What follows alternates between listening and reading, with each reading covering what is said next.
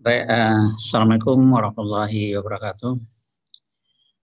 Kita kuliah yang ketiga. Jadi yang ketiga ini kita ulang dulu sedikit bagian minggu lalu, itu berhubungan dengan terumbu karang. Harapan saya seluruh kita mengerti dulu apa itu terumbu karang, apa itu karang, apa itu terumbu, dan harapan kami ya sehingga nanti bisa mengerti untuk yang pelajaran berikutnya. Kita masuk yang kedua.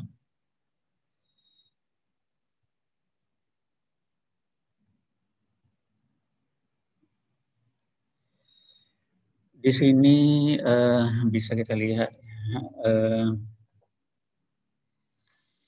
yang ini.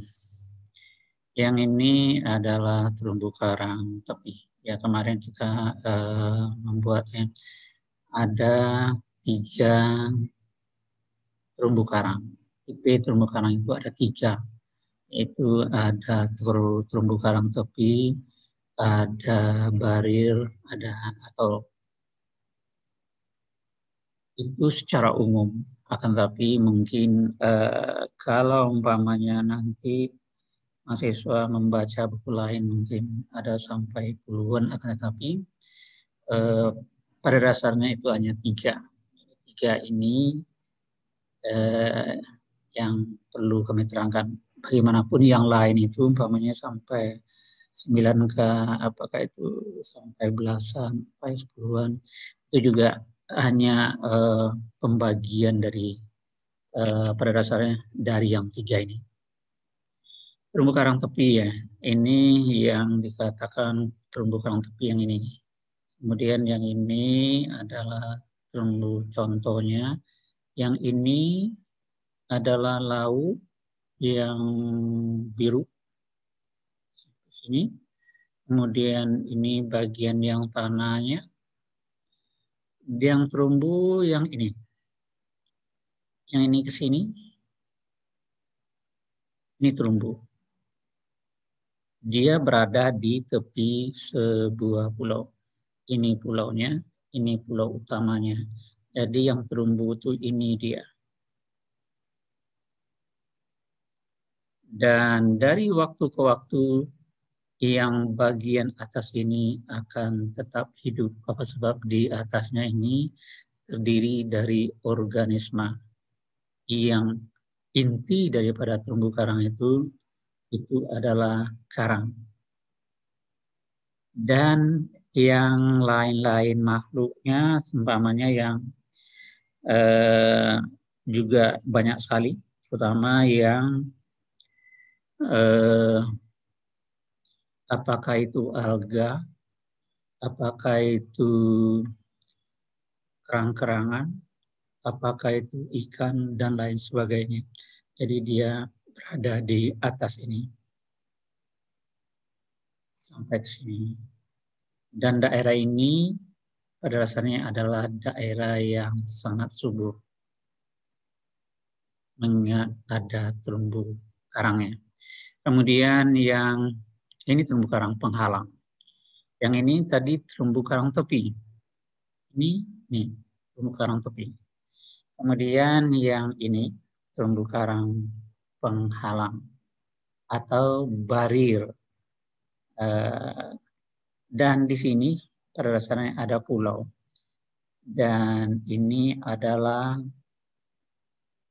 lagun, jadi pembatas daripada terumbu karang ini dengan pulau itu namanya lagun.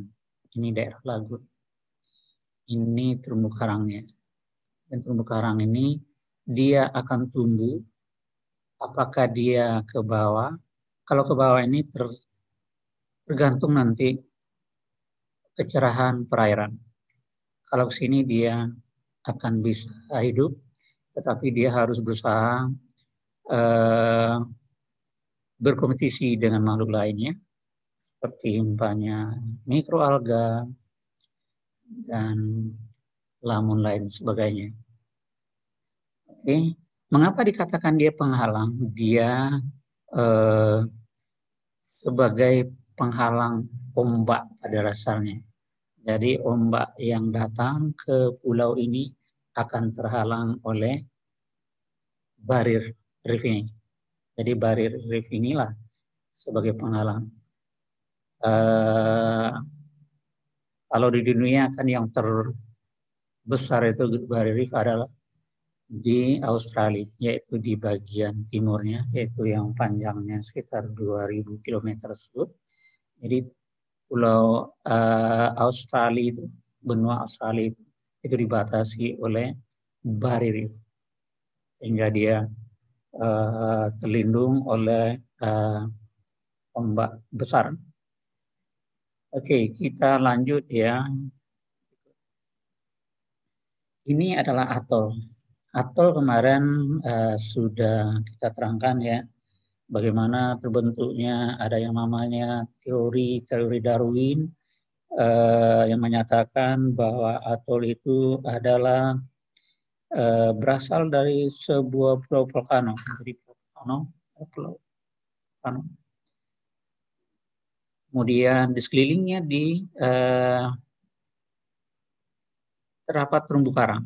Jadi terumbu karang ini mengelilingi pulau ini. Jadi dengan adanya terumbu karang ini akan hidup terus, dia akan tumbuh terus. Sebab terumbu karang ini terdiri dari makhluk hidup pada dasarnya.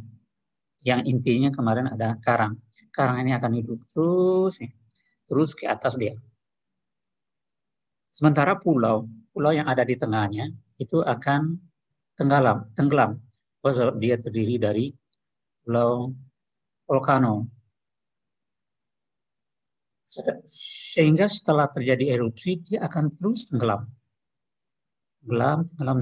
Sementara yang di tepinya itu akan terus dia ke atas, dia tanpa terganggu dia. Jadi setelah seutuhnya dia tenggelam, sehingga dia terjadilah bulat seperti ini dia. Oke, kita lanjut dengan yang baru. Ini masih lama ya. Kemudian karang termasuk ke dalam kelas Anthozoa, dibagi menjadi 2 subkelas. Itu tergantung pada jumlah tentakel. Jadi yang membedakan itu adalah jumlah tentakel daripada makhluk ini. Dan tentakel dan garis simetrinya. Dan ordo berhubungan dengan IP dari nematosid dan analisis genetik mitokondrialnya. Kemudian Octocoralia atau Alcyonaria memiliki 8 tentakel dan terdiri dari socoral, sifen, dan sipen. Dan socoral ini umpamanya si-anemon. Kemudian si-anemon, sifen itu adalah kipas laut, ini sipen, pen ini pena, jadi pena laut, kipas laut, dan tadi si-anemon. Kemudian lebih dari 8 atau kelipatan 6 dinamakan hexacoralia, itu ada zoantharia. Kelompok ini termasuk karang pembentuk terumbu, Scleractinia, kemudian si-anemon dan zoantid. Oke, kita masuk yang baru.